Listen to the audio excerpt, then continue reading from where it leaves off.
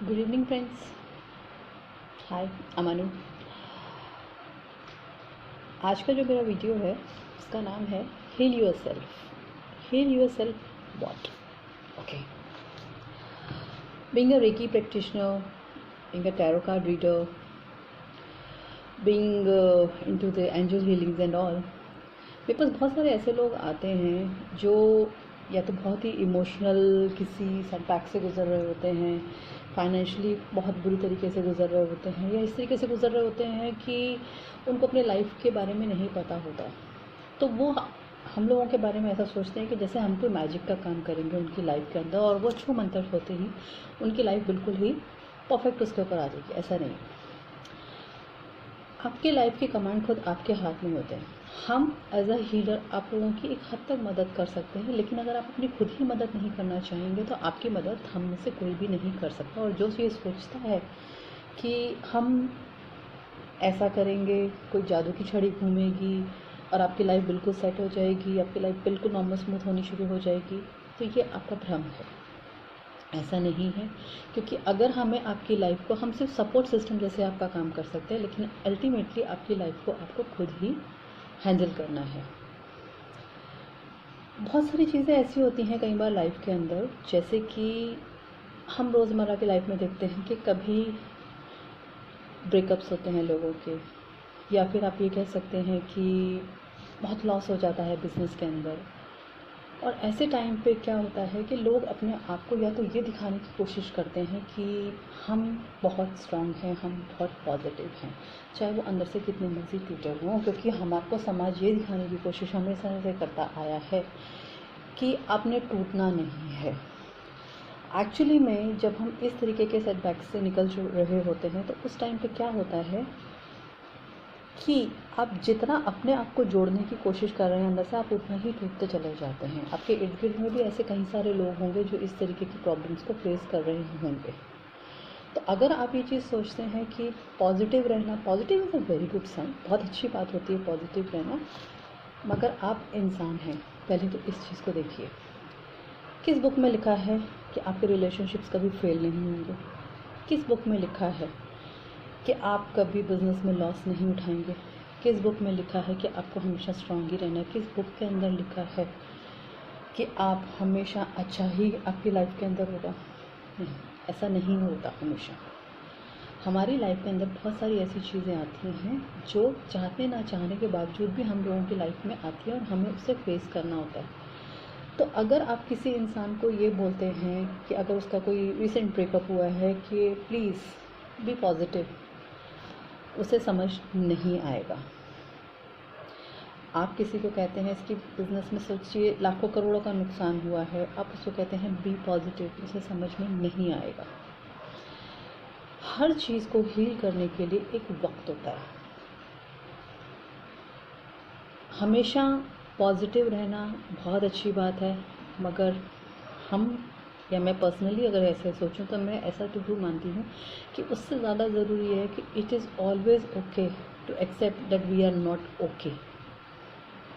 रोना, अपनी बात को बताना, अपने आप को हीलिंग के लिए वक्त देना, ये कोई गलत चीज़ नहीं है। इस चीज़ को आपको बहुत अच्छे तरीके से अपनी लाइफ के अंदर डालना पड़ेगा। पहली चीज़ तो क्या होती है कि हम अंदर अंदर एक द्वंद्व युद्ध लड़ते हैं कि ऐसा मेरे पास कैसे हो सकता है, ऐसा मेरे साथ ही क्यों होता है। जब हम इन चीज़ों की बात करते हैं कि ये ऐसा मेरे साथ क्या होता है, तो अंदर ही अंदर आप एक युद्ध लड़ते हैं अपने आप से। तो अगर आप किसी भी इस तरीके के इमोशनल, फिज़िकल या मेंटली ट्रॉमास या फिर फाइनेंशियली ट्रॉमास से निकल रहे हैं, तो मेरा मानना सिर्फ यही है कि सबसे पहले तो आपको रूल नंबर 1, आपको उस चीज़ को एक्सेप्ट करना बहुत ज़रूरी है। आपको अगर एक्सेप्टेंस ही नहीं आएगी आपके अंदर, तो आप उसका नेक्स्ट स्टेप कैसे लेंगे, क्योंकि आप पहले उसी के ऊपर आप अपने आप से लड़ रहे हैं।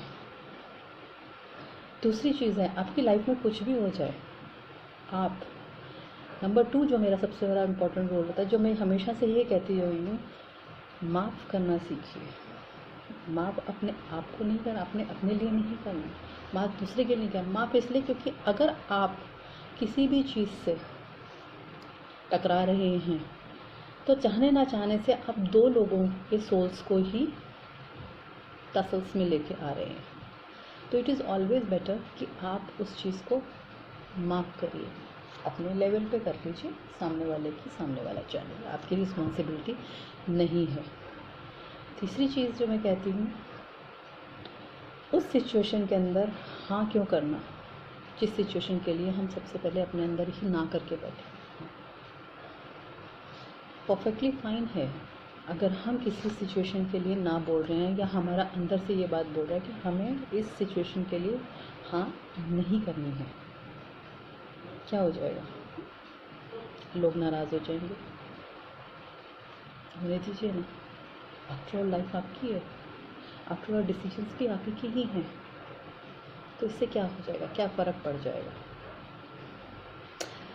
सबसे पहली चीज़ है जो मैंने आपसे अभी भी बात करी है कि आप किसी भी इमोशनल, फिज़िकल या फिर फाइनेंशियल ट्रॉमा से अगर निकल रहे हैं, तो सबसे पहले तो अपनी लाइफ के अंदर एक्सेप्टेंस लाना सीखिए, तभी आप सेकंड स्टेप की तरफ जा सकेंगे, जिसको हम कहते हैं हीलिंग स्टेज। हील करने में कई लोगों को कुछ हफ्ते लगते हैं, कई लोगों को कुछ महीने लगते हैं, कुछ लोगों को साल भी लग जाता है, बट अल्टीमेटली हील हम होते हैं। सिर्फ हील क्या पार्ट हमारा नहीं होता, क्योंकि हम उस चीज़ को अपने साथ लेके चल रहे होते हैं कि वो लोग क्या कहेंगे, मैं तो ऐसा नहीं हूँ या मैं ऐसी नहीं हूँ, मेरी लाइफ के अंदर ये सारी चीज़ें आ रही हैं, दुनिया क्या कहेगी मेरे साथ। आपको ये सब चीज़ों से कोई लेना देना नहीं होना चाहिए। अगर आप खुद आज हील करते हैं अपने आप को, आज खुद से आगे बढ़ते हैं, तो आप देखिए आपकी लाइफ अपने आप ही बहुत ही खूबसूरत टर्न अपने आप लेगी। ज़रूरी नहीं है हर बात के लिए हमें अकड़ के रहना, और ज़रूरी नहीं है हर चीज़ के लिए हमें अपने आप से लड़ना ही है। नहीं लड़ना, ease yourself, give yourself some time, heal yourself from within, forgive yourself. उसके बाद की ज़िम्मेदारी आपकी है। कुछ चीज़ें आपको वक्त के ऊपर भी छोड़नी पड़ेगी, और उसके बाद ही हम हीलर्स आपकी मदद कर पाएंगे। आई होप मैंने ये छोटे से पॉइंट के अंदर कुछ बातें अपनी आपके साथ शेयर करी हैं। It will be a life changing experience for my life. तो मैं जानती हूँ कि आपके लिए भी कुछ लाइफ चेंजिंग एक्सपीरियंसेस ही होंगे। Thank you so much.